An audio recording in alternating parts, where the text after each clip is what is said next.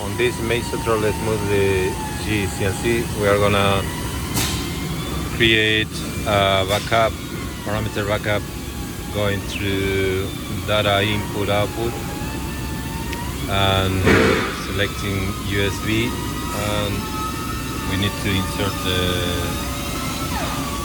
thumb drive, and now we are gonna select the directory and enter whatever name you prefer. I'm gonna enter the machine name.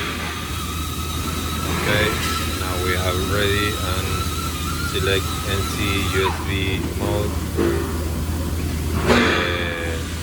Original, you have this option. So you need to select the data you want to save. I'm gonna check all the data here.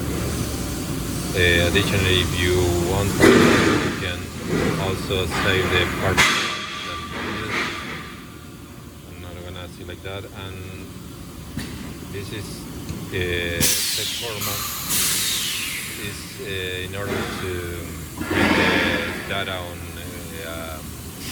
plain text editor like Notepad, etc. So now we are ready, and hit start, and the machine is doing the data backup onto the flash drive or thumb drive.